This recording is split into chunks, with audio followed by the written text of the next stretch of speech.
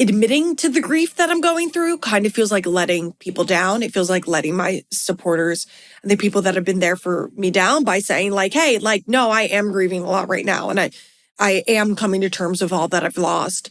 But really, it's the opposite of that. I am doing better. I'm doing so much better. And the way for me to do the best I can, the way for me to truly be in the positive, better place that I want myself to be in and that everyone, all my supporters, and then my friends and my family want me to be in, the way to do that healthily is to let myself go through this period of just processing fully all the negative. I need to finally let myself do that.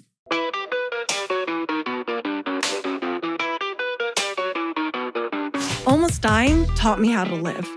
Being struck by a car left me in a 3.5-week coma with 15 broken bones and 16 surgeries to complete, including brain surgery. However, I woke up from that coma in an even greater place than I ever foresaw for myself. How? The universe will guide you out of the darkness and into the light if you allow it. Often, spirituality comes off as too highbrow. I'm not about that. Welcome to the podcast that talks and teaches about it through the lens of humor. Together, we'll harness positive energy and use it to work with the universe, all while giggling the entire time. Welcome to Gabriella Rebranded.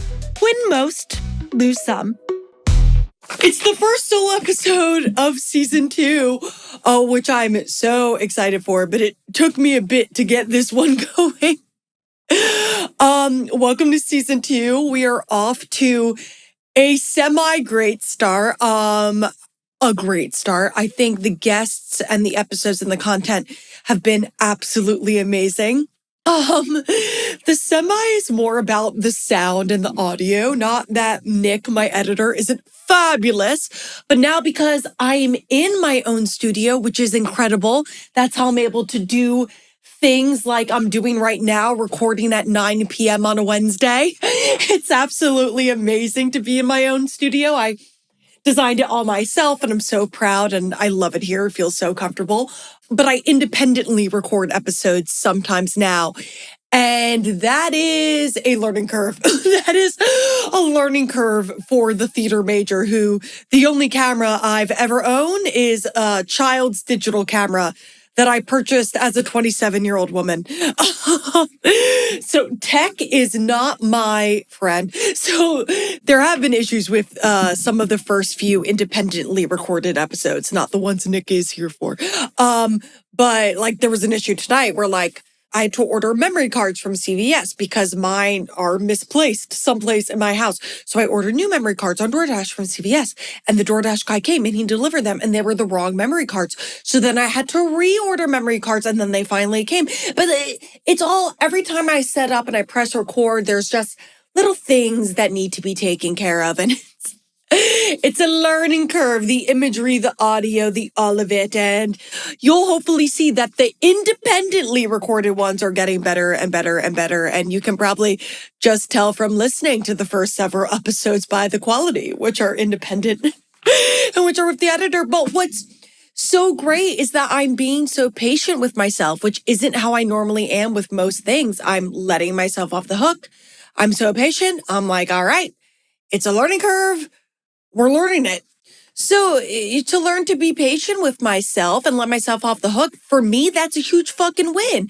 And there is loss in the episode quality, but that's why we say win most, lose some. Like, okay, with the spiritual, we win, the episode quality, we lose, and hopefully eventually they match up. But anyway, what's a little confusing to me is on my Instagram, because this is the first solo episode of season 2, on my Instagram in between the first and second season, I asked you guys, do you prefer episodes with guests or solo episodes? And the vote was episodes with guests, overwhelmingly so. But also overwhelmingly so, my most listened to and downloaded episodes from the first season are my solo episodes too. So make it make sense. If you guys have anything you want to let me know what exactly it is.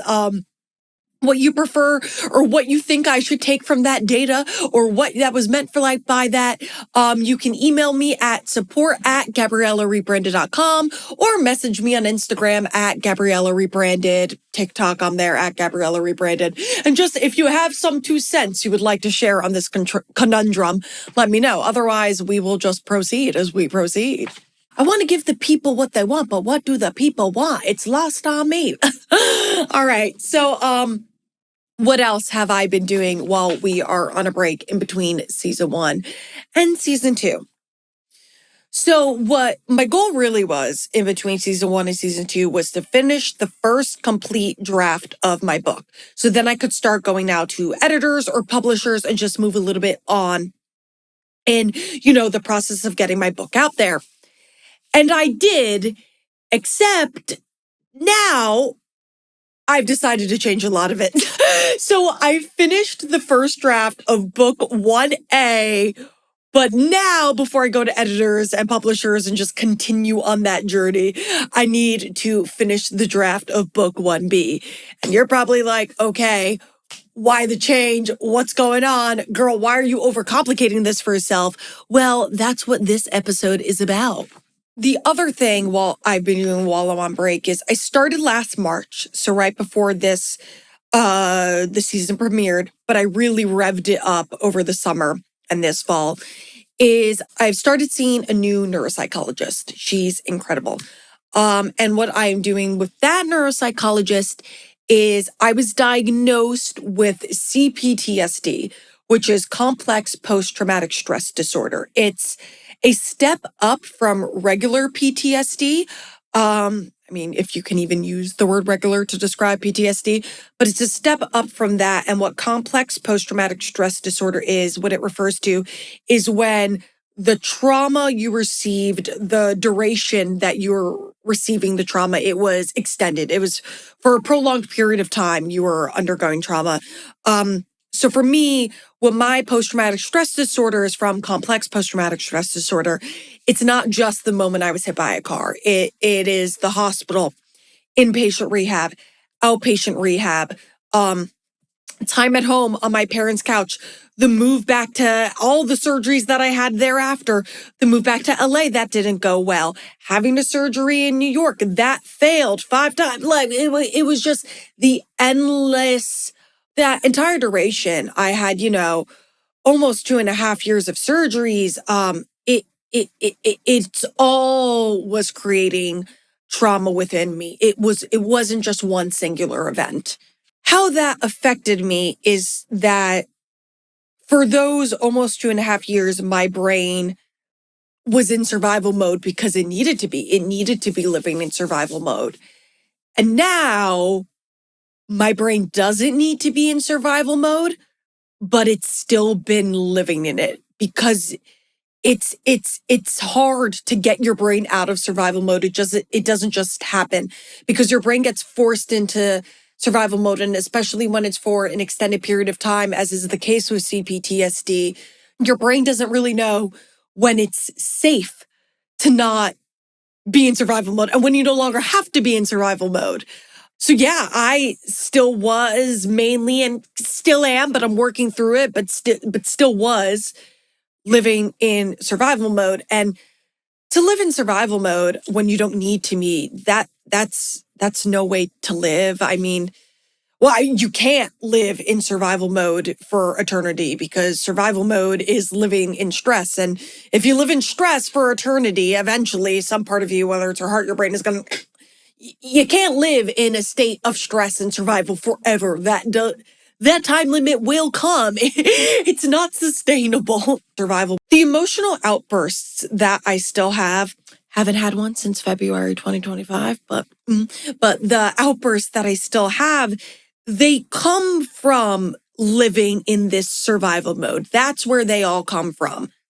And it was after my last one in February 2025 that I had a conversation with a very dear, empathetic, very considerate, caring, intelligent friend who witnessed it. And it was a conversation that really struck clarity into me. And it's what caused me to seek out this neuropsychologist, and it was with this neuropsychologist.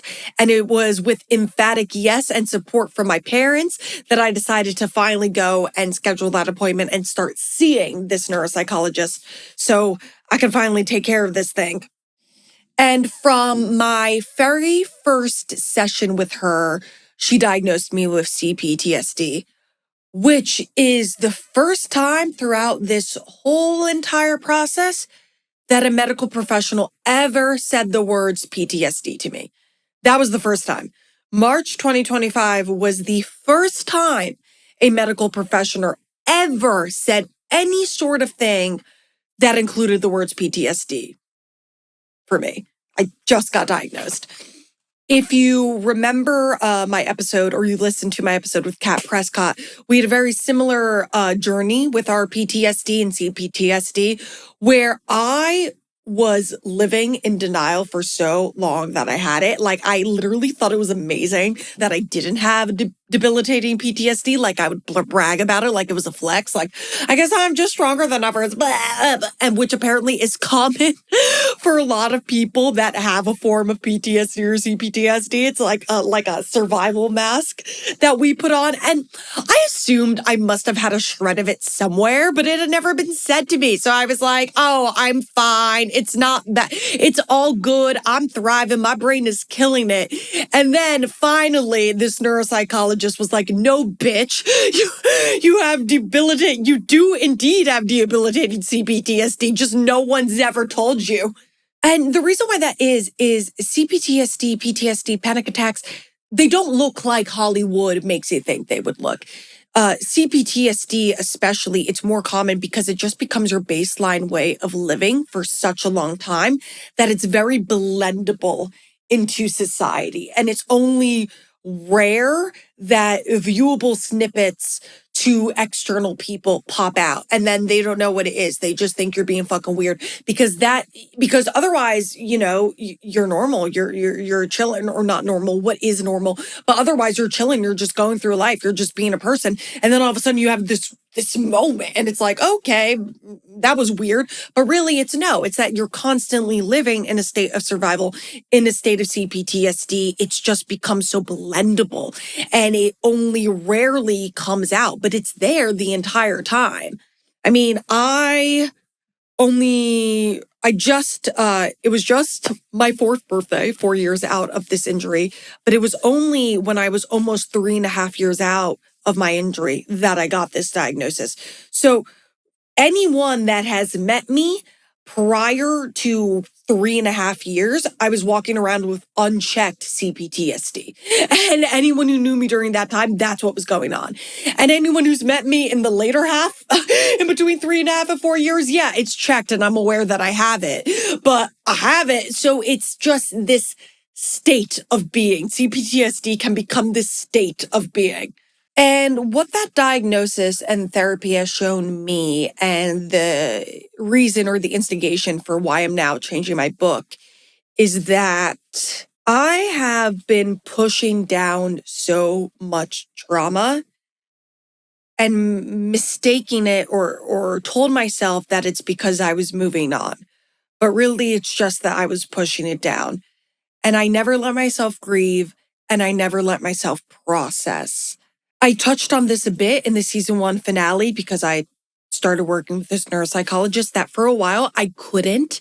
For a while I was in survival mode for those first 2.5 years, I couldn't actually witness and actually process what it was that I was going through.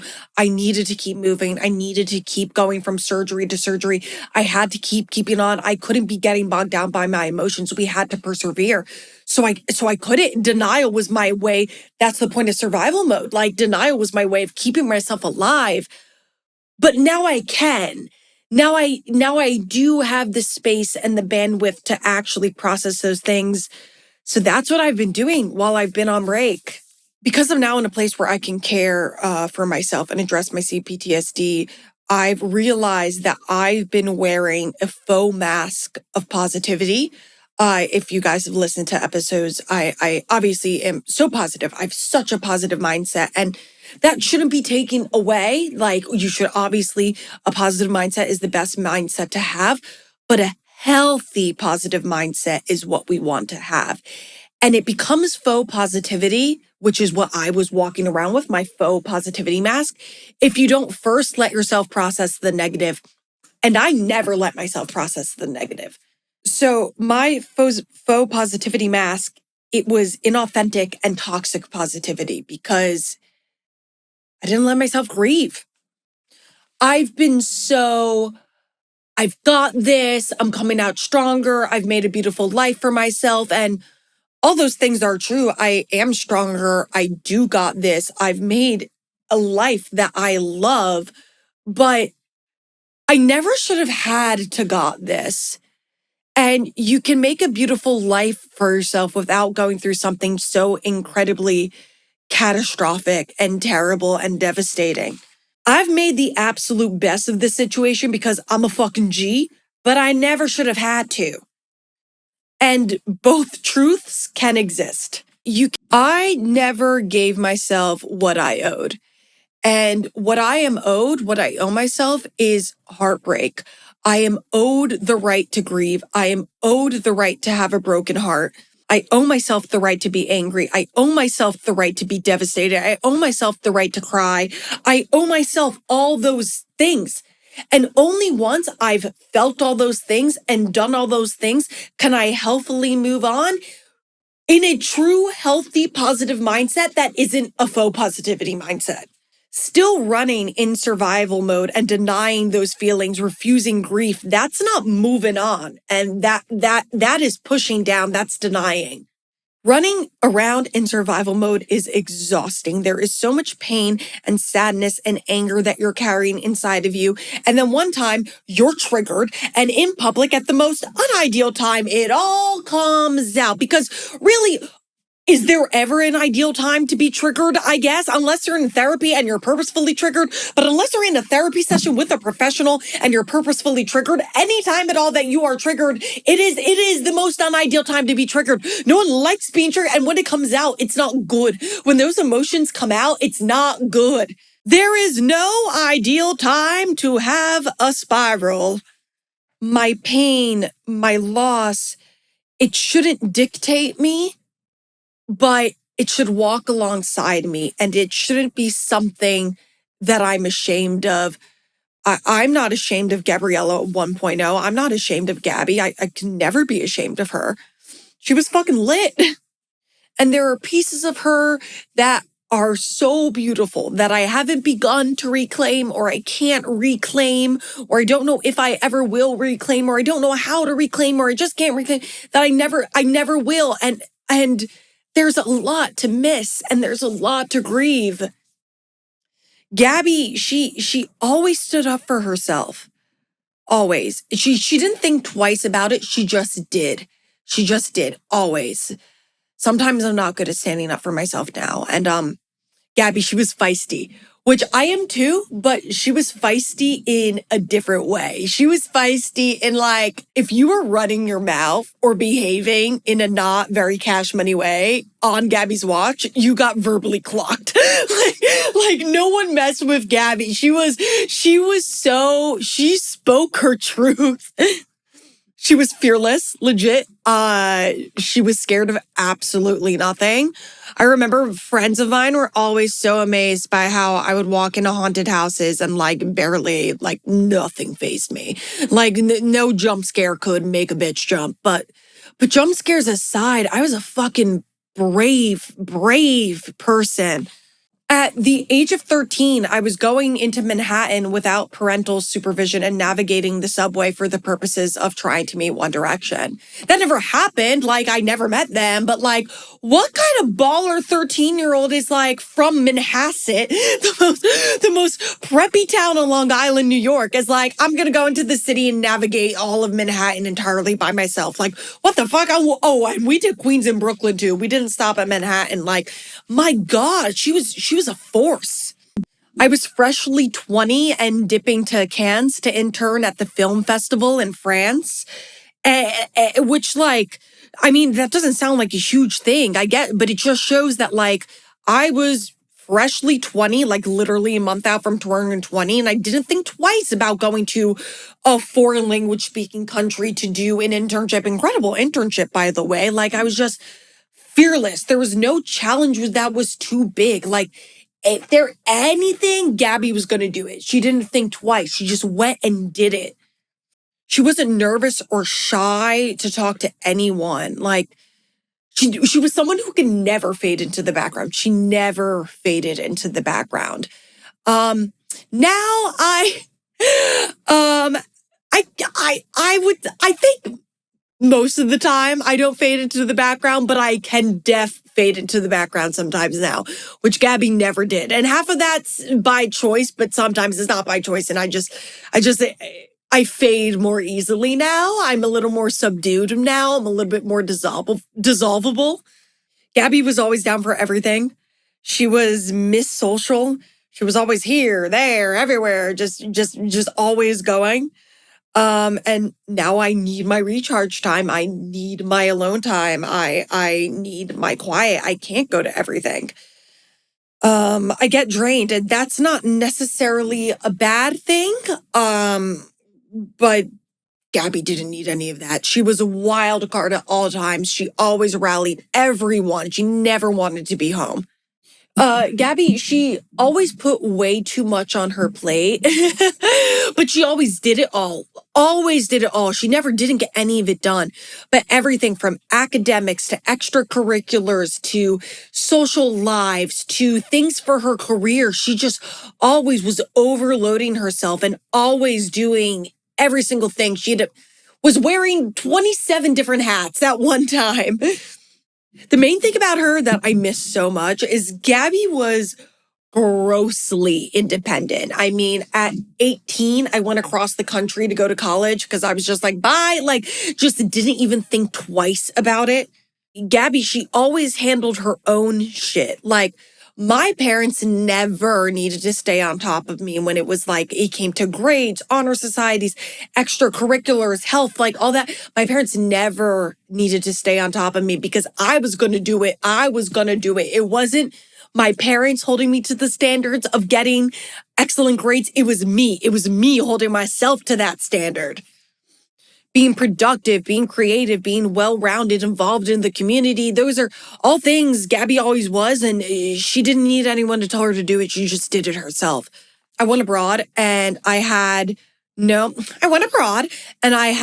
problem traveling to foreign, non-English language speaking countries by myself and just be bopping around them and navigating all the way around them. Like, wasn't even a question. I didn't think twice. I just did it all.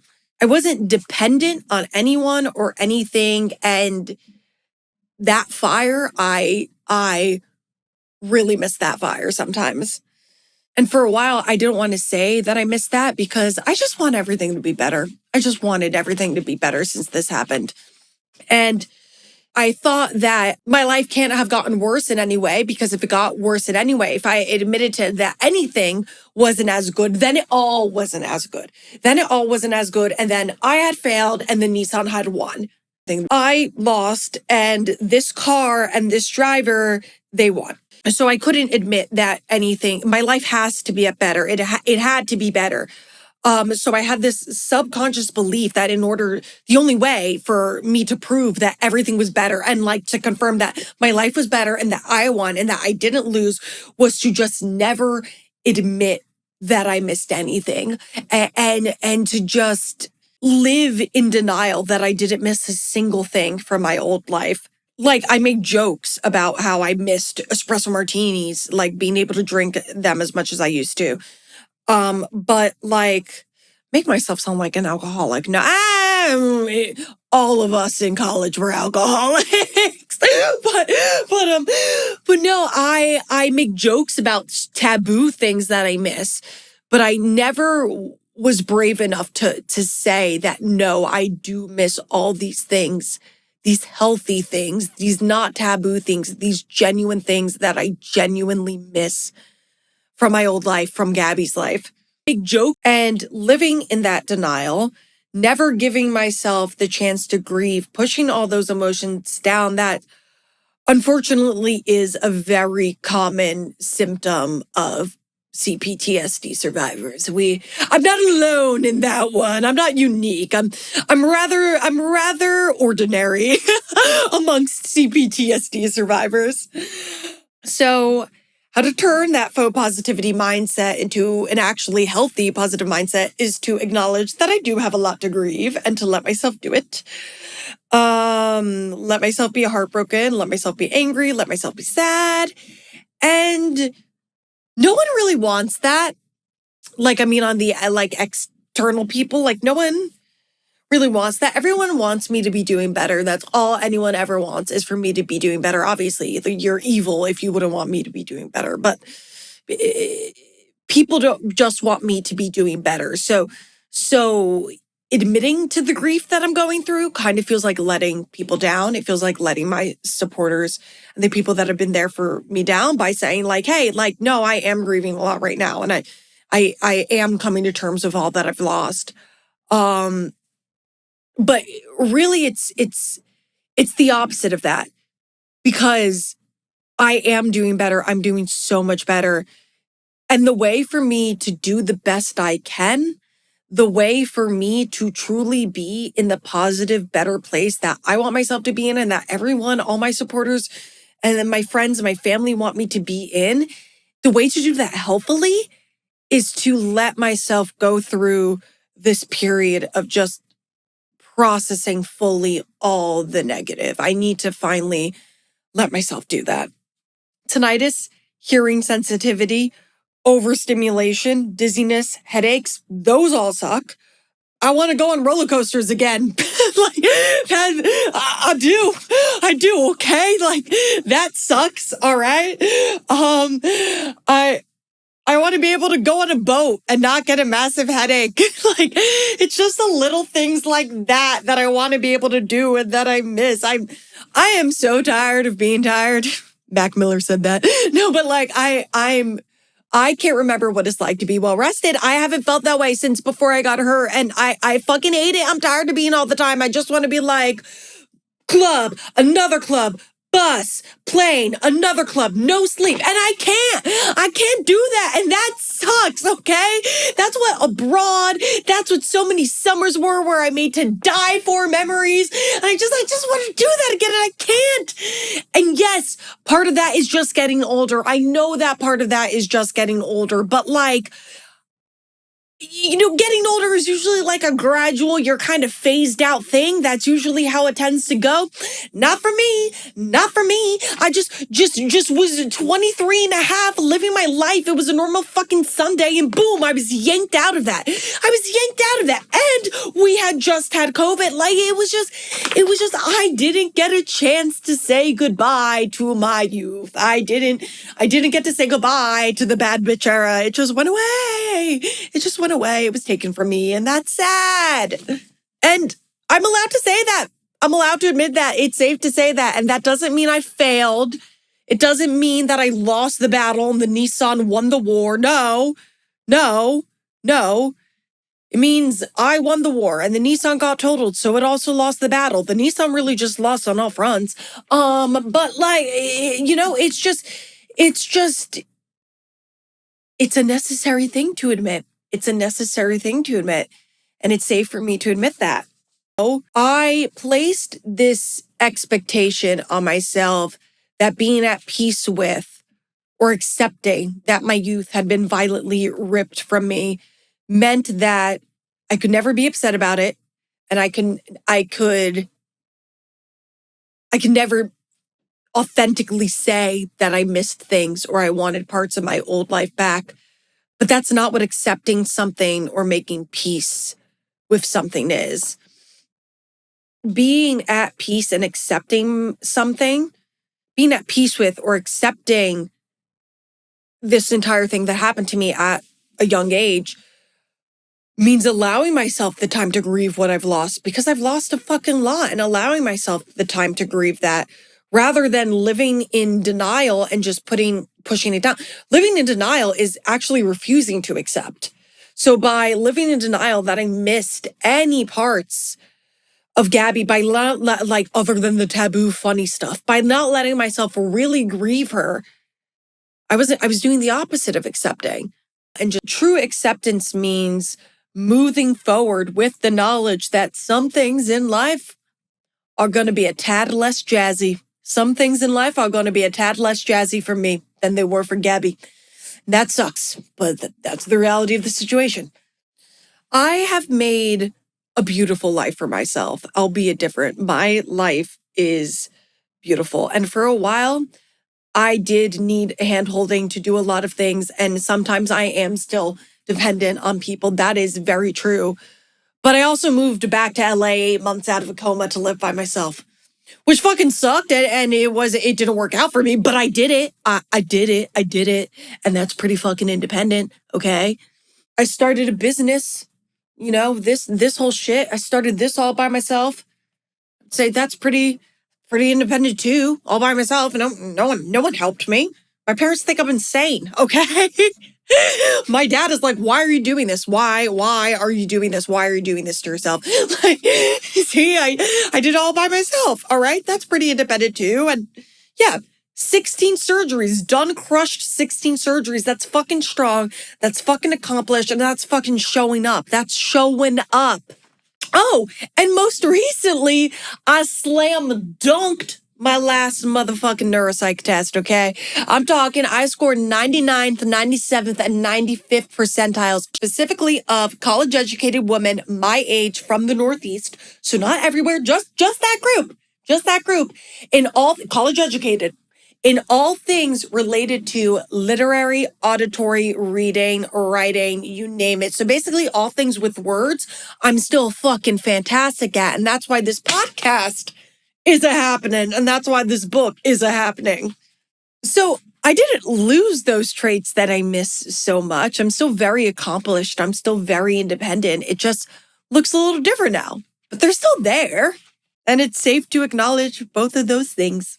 So we're going through draft 1A of the book with the knowledge that there is faux positivity in there and the knowledge that some of that needs to be taken out. And while the book still is going to be overall positive, I have a healthy, positive mindset now. While the book is still going to teach a lot of the same lessons and overall be a very positive book, I'm also definitely going to afford myself and hold this space to grieve and just really process the negative and really get into the vulnerable. And honestly, I think I'm going to dedicate the book to Gabriella 1.0. And the CPTSD work, how that's affected me in general, it's necessary. It's hard as shit, but it's necessary for my emotional stability, my emotional well-being, my relationships with family, friendships, romantic relationships, children, if I have them, other people, career, all of that. It really all depends on me getting this CPTSD work done and dusted. So it's hard, but it's necessary. And I'm learning a lot. Like, I'm really learning a lot about myself, which is helping me so much. I'm giving prompts and I have to write about them, a handwrite, which I didn't want to do because my right hand is weaker because I hurt the left side of my brain and it struggles to grip a pen and my handwriting sucks. But my neuropsychologist really, really encouraged me to handwrite. And by encouraged, I mean kind of made me, because it's better for processing because you think about things 3 times as much. So more comes out of you, rather than just typing. That's the other thing. My book, I had only typed, I never handwritten. So, this was going to help that on that end of the book too. Because some of the shit that's come out of me, I'm like, oh my God, I did not even know I thought that. I didn't even know that deep down that very dark thought lived inside of me. I didn't know I had that belief. And I didn't know that I thought these things, or I didn't. For example, I think perhaps the biggest thing I've learned is that December 2022, I had my 4th eye surgery and surgery to remove my brain surgery scar. So it was 2 procedures, but 1 surgery, or 2 surgeries, 1 procedure. I don't know. There were 2 different surgical procedures, but done back to back in one day, tandem. Okay. And that month of December, in regards to the eye surgery, there were endless complications. The stitches on my eye popped 5 times, and each time I'd go back into Manhattan. There were 2 different get stabbed in the face, numbed, but I called it getting stabbed because that's how graphic it felt to me, and have it restitched. It was so painful. It took so long. It ruined the whole month. I missed out on so many things with friends. I had so many plans canceled in the month that was supposed to be really happy for me. It was really, really painful. And it was also a month where I was supposed to be making a lot of progress on my career, on the acting front. I was still acting back then. But I couldn't really make the moves that I wanted to make due to the complications that were going on with my eye. So then I didn't get to do the things that I was planning on doing. So then my career was also jolted back a little bit. So my health went backwards because the surgery wound up being deemed a failure. And then the last surgery I had, surgery number 16, was the eye surgery that worked. But the surgery was deemed a failure. So my health went back. My career got fucked up by the eye. So my career went back. I missed out on so many social things. So that happened. And by this point, I had already moved back to LA and the move back had been fucking terrible. So all my hope was gone. Basically, this month, no hope. This month there was no hope. It was just an abyss of sadness and pain. And this thing is never going to stop because it has now been over a year and I'm still having surgeries. And initially when everything was going on, the reason why everything, like the initial surgeries, my time in the hospital, inpatient rehab, outpatient rehab, my initial move back to LA, the reason why all that combined equals this 1 month, because in my mind, it equals this 1 month, is because during all those times, my brain wasn't fully online yet. Like when I woke up in the hospital, I had less than a quarter of a brain. So I wasn't fully having the most sensationalized thoughts about things. I was just a very subliminal, a subliminal message. My existence was a subliminal message. So when everything wasn't super clear in my mind, and I also had a lot of hope. Like while I was at home recovering, while I was an inpatient and outpatient, I had a lot of hope for my move back to LA and hope for my career and hope for things were going to go. But by the time this whole December back-to-back surgeries had happened, I had already done the move back to LA and it fucking sucked. It fucking failed. And now my career was gone too. And my health was gone. And my social, so it was just, this month was just a devastating abyss of so much pain. And I need to process that. I really need to work through the number that this month did on my psyche and how that's equivalent to the 12, 13 months and 13 prior surgeries. Like that's fucking insane. But that definitely needs to be checked. But I wouldn't have known that needed to be checked had I not started doing this CPTSD work. But that's obviously dictating a lot of how I move through the world. And I still had 2 surgeries after those 2 failed surgeries. They were my boobs though, which looked great, and the eye that went correctly. So the 2 I had thereafter went swimmingly. It was these specific 2 in December, not all the ones thereafter, just those specific 2 in December. But the beauty of realizing all this grief and all this sadness and all that I have to work through, and not just living on this pure, absolutely everything is better and every single second, everything is better, yay, mindset. The beauty of letting me acknowledge that, no, not everything is better. There are things that I miss a lot. Now I know that my positivity is authentic and I'm heading to a place of true, authentic, healthy positivity and mindset. And it feels more grounded and it feels more genuine. It feels more aligned. It feels more true. And don't get me wrong, being sad isn't fun, but there's something really peaceful about crying while it rains to Funeral by Phoebe Bridgers, which it doesn't often do in LA, but it did on October 14th, the week of my accident, which was legit perfect timing because that day just so happens that I think because it was the week of my accident and I'm doing the CPTSD work, October 12th through October 14th, those 3 days were peak wallowing days. So the fact that it poured on October 14th, which it never does in LA, was fucking perfect. It was perfect for my commiserating. And then on October 17th, the anniversary of my accident, I was able to truly be happy and truly be grateful and truly feel the best that I've felt on that day, the anniversary of my accident, since it's happened. Year four has been the best that it's ever been thus far, in terms of how I felt. And I think year five is going to even be better than year four. I think each year is going to get a little better, and I'm so excited about that.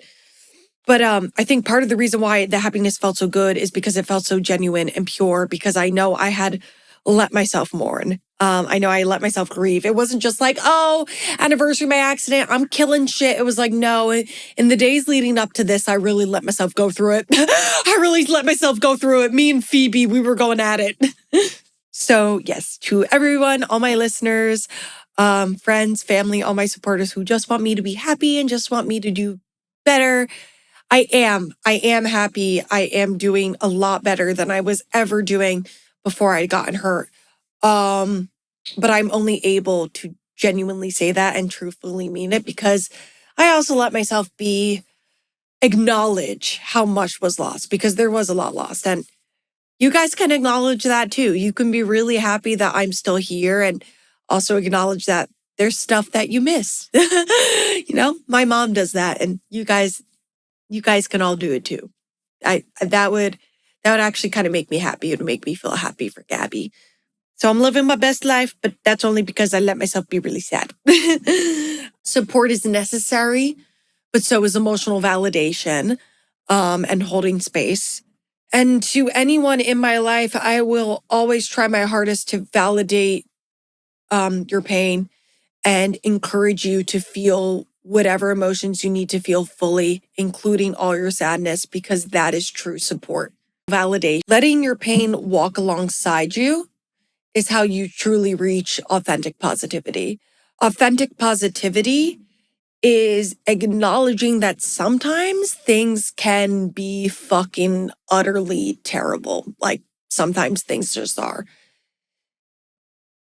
And acknowledging that and letting yourself be so happy and so grateful when they're not utterly terrible, because we know that they can be.